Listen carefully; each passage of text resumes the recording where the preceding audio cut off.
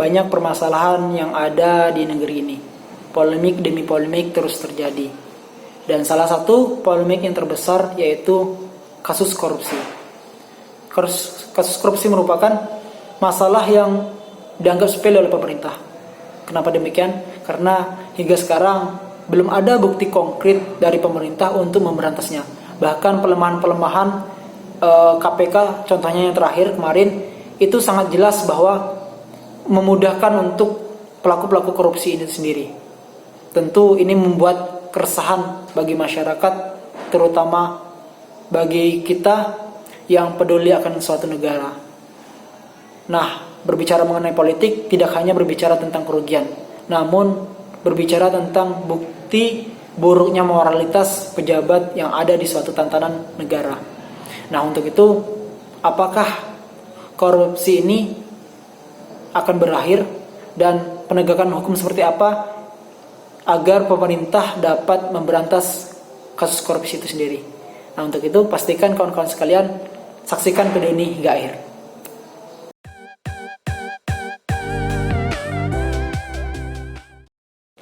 Assalamualaikum warahmatullahi wabarakatuh. Perkenalkan, nama saya Hendra Mai Firmansyah. Saya dari jurusan Agribisnis Fakultas Pertanian Universitas Riau.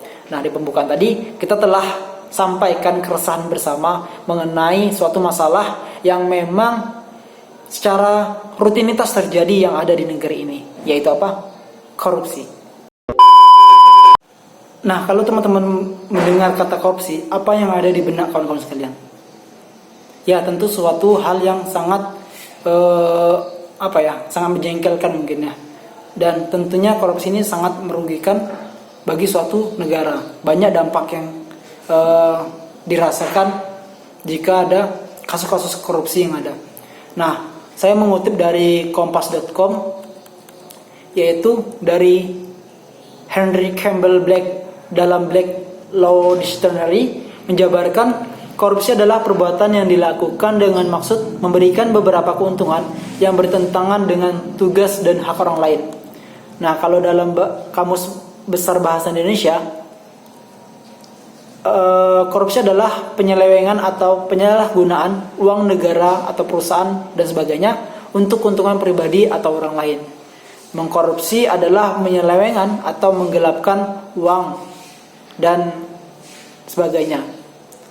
Jadi arti lain korupsi ini adalah tindakan atau efek dari membuat seseorang berubah dari standar perilaku moral menjadi tidak bermoral. Nah, lagi-lagi kita ditekankan bahwasanya tentang moral. Jadi korupsi ini merupakan masalah yang akut, masalah moral yang ada diri seseorang gitu. Tak terkecuali pejabat negara. Nah, itu untuk pengertian dari korupsi.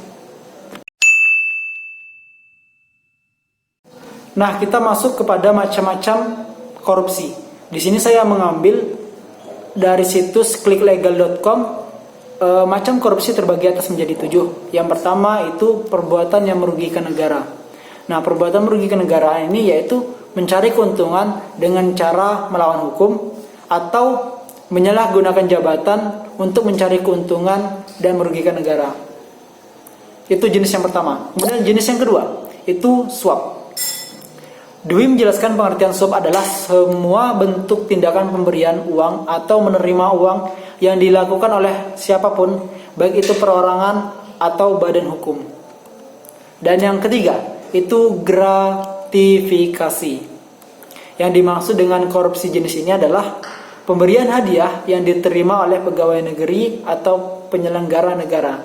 Gratifikasi dapat berupa uang, barang, diskon, pinjaman tanpa bunga, tiket pesawat, liburan, biaya pengobatan, dan fasilitas-fasilitas lainnya. Dan jenis yang keempat yaitu penggelapan dalam jabatan. Nah, kategori ini sering juga dimaksud sebagai penyalahgunaan jabatan, yaitu tindakan yang seorang pejabat pemerintah dengan melakukan kekuasaan yang dimilikinya untuk menghancurkan barang seperti menghancurkan barang bukti yang bertujuan untuk menguntungkan diri sendiri, dan juga penggelapan laporan keuangan. Jenis yang kelima, pemerasan. Nah, pemerasan ini adalah tindakan yang dilakukan oleh pegawai negeri atau penyelenggara negara untuk menguntungkan diri sendiri atau orang lain secara melawan hukum atau dengan menyalahkan kekuasaannya dengan memaksa seseorang memberi sesuatu, membayar atau menerima pembayaran. Jenis yang keenam yaitu perbuatan curang. Menurut Dwi, perbuatan curang ini biasanya terjadi pada proyek-proyek pemerintah seperti pemborong, kemudian pengawas, dan masih banyak lagi kecurangan-kecurangan yang lainnya. Jenis yang ketujuh yaitu benturan kepentingan dalam pengadaan. Nah, pengadaan adalah kegiatan yang bertujuan untuk menghadirkan barang atau jasa yang dibutuhkan oleh instansi atau perusahaan. Itu untuk macam-macam dari korupsi.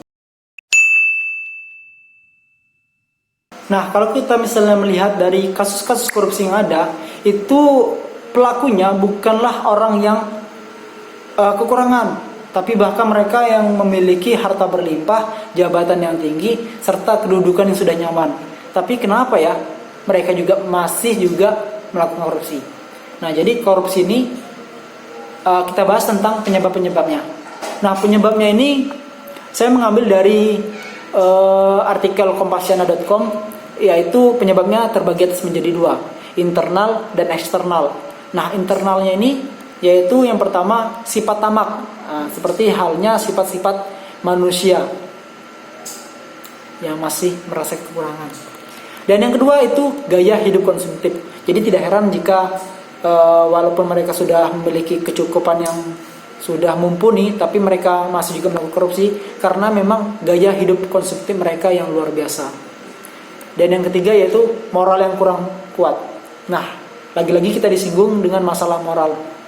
Dan ternyata moral ini sangat berpengaruh tentang kedisiplinan seseorang. Disiplin dalam kejujuran, disiplin dengan kinerja mereka. Jadi tentunya penanaman moral ini sangat penting bagi setiap orang. Nah, itu untuk faktor internal. Masuk kita faktor yang kedua yaitu faktor eksternal.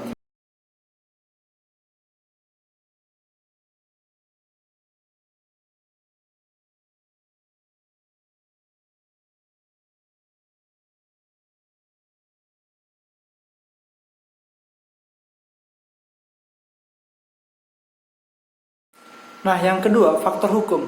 Faktor hukum ini dilihat dari dua sisi. Yang pertama, dilihat dari perundang-undangannya, dan yang kedua itu dilihat dari lemahnya penegak hukum. Makanya inilah yang menjadi pemicu banyak kasus korupsi yang ada di Indonesia. Faktor yang ketiga, faktor ekonomi. Faktor ekonomi juga merupakan salah satu penyebab terjadinya korupsi. Hal ini dapat dilihat ketika tingkat pendapatan atau gaji yang tidak cukup untuk memenuhi kebutuhannya, maka seseorang akan mudah untuk melakukan tindakan korupsi demi terpenuhnya semua kebutuhan. Faktor keempat, faktor organisasi. Organisasi dalam hal ini adalah organisasi dalam arti yang luas, tidak hanya organisasi yang ada dalam satu lembaga, tetapi juga sistem pengorganisasiannya yang ada di dalam lingkungan masyarakat. Itu tahu macam-macam penyebab pendorong orang melakukan korupsi. Jadi menurut teman-teman, tindakan yang mana yang sering dijadikan alasan untuk kasus korupsi yang ada di Indonesia? Nah, kita membahas tentang dampak korupsi yang ada di Indonesia. Nah, untuk kali ini saya mengambil kutipan yang ada di kompasiana.com.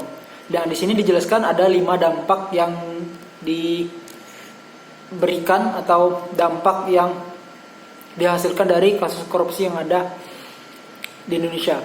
Itu ada 5 dampak. Yang pertama tentulah dampak ekonomi ya. Karena ekonomi merupakan salah satu aset terpenting untuk pembangunan dari segi pembangunan fasilitas maupun untuk kepentingan rakyat. Dan dampak yang kedua itu dampak korupsi terhadap lingkungan. Nah, ternyata korupsi ini menyebabkan sumber daya alam di negeri ini semakin tidak terkendali. Ekspedisi secara besar-besaran tanpa memperhitungkan daya dukung eksploitasi secara besar-besaran tanpa memperhitungkan lingkungan, yang menyebabkan merosotnya kondisi lingkungan hidup yang sangat parah, bahkan di beberapa tempat sudah melebihi batas sehingga menyebabkan terjadinya bencana ekologis yang berdampak pada lemahnya kemampuan warga dalam memenuhi kebutuhan dasar. Dampak yang ketiga yaitu dampak terhadap pertahanan dan keamanan. Yaitu yang pertama, tentulah kalau korupsi ini menimbulkan kekerasan di masyarakat semakin kuat. Dan yang kedua, lemahnya garis batas negara dan semakin melemahnya alutsista dan sumber daya manusia. Yang keempat, dampak korupsi terhadap politik. Nah, tidak terpungkiri juga nih, politik memiliki efek buruk terhadap kasus korupsi itu sendiri.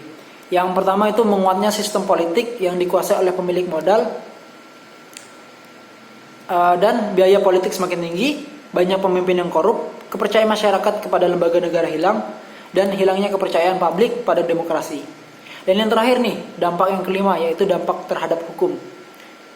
Ada beberapa, yaitu pelemahan terhadap institusi penegak hukum, kemudian merusak moral penegak hukum, hilangnya kepercayaan masyarakat terhadap institusi hukum, dan penegakan hukum tidak merata di masyarakat. Nah, itu untuk dampak korupsi. Kasus yang pertama, kasus Kontawaringin Timur. Nah, jadi kasus yang pertama ini pelakunya yaitu Bupati Kontawaringin Timur. Dia menggelapkan dana dengan melalui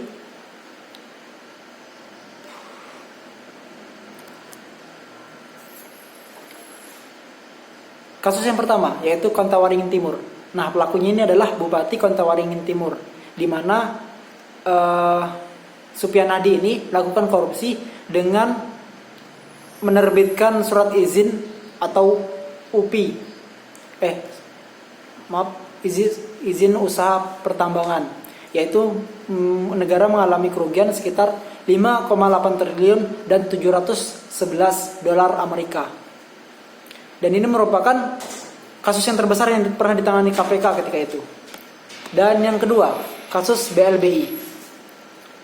Nah, kasus korupsi bantuan likuiditas Indonesia BLBI yang telah bergulir sejak lebih dari 1 dasawarsa menjadikan salah satu korupsi yang terbesar. Karena BLBI ini merupakan program pinjaman dari Bank Indonesia kepada sejumlah bank yang mengalami masalah pembayaran kewajiban saat menghadapi krisis moneter pada tahun 1998. Jadi menurut keterangan KPK, kerugian negara akibat kasus mega korupsi ini mencapai 3,7 triliun.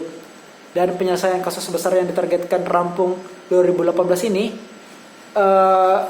pun jadi molor hingga 2019. Kasus yang ketiga yang tidak asing yaitu kasus EKTP. Jadi pengadaan EKTP yang kemarin itu merupakan suatu tindakan korupsi yang dilakukan oleh Setia Novanto dari fraksi Golkar. Nah, jadi kerugian total sejak tahun 2011 negara mengalami kerugian sekitar 2,3 triliun. Setidaknya ada 280 saksi yang telah diperiksa KPK atas kasus ini, dan hingga sekarang ada 8 orang yang telah ditetapkan sebagai tersangka. Kasus yang keempat yaitu proyek Hambalang. Nah, siapa yang nggak tahu kasus Hambalang, yaitu ketika P3SON di Hambalang, yaitu tercatat negara mengalami kerugian sekitar 703 miliar. Nah, jadi aliran dana proyek ini masuk ke kantong beberapa pejabat, diantaranya mantan Menpora yaitu Andi Malarangeng, dan sekretarisnya Kemenpora Wafid Maharam, Ketua Umum Partai Demokrat Anas Urbaningrum, serta Direktur Utama PT Datusari Citra Laras Mahfud Suroso. Dan yang terakhir, kasus yang cukup lama yaitu kasus Soeharto, yaitu Presiden kedua Republik Indonesia. Jadi mantan presiden ini pernah melakukan korupsi sekitar 15 hingga 35 miliar dolar Amerika. Wow, ketika kita dirupiahkan, maka totalnya ini mencapai 490 triliun rupiah. Angka yang fantastis. Dan berdengar kabar kalau harta kekayaan ini hingga sekarang masih disimpan rapi oleh keluarga Cendana. Ya begitulah. Jadi mungkin itu beberapa kasus besar yang ada di Indonesia. Sekian ulasan dari saya mengenai pembahasan tentang korupsi dari pengertian hingga contoh kasus. Mungkin lebih kurang saya mohon maaf. Apabila ada kesalahan saya minta maaf.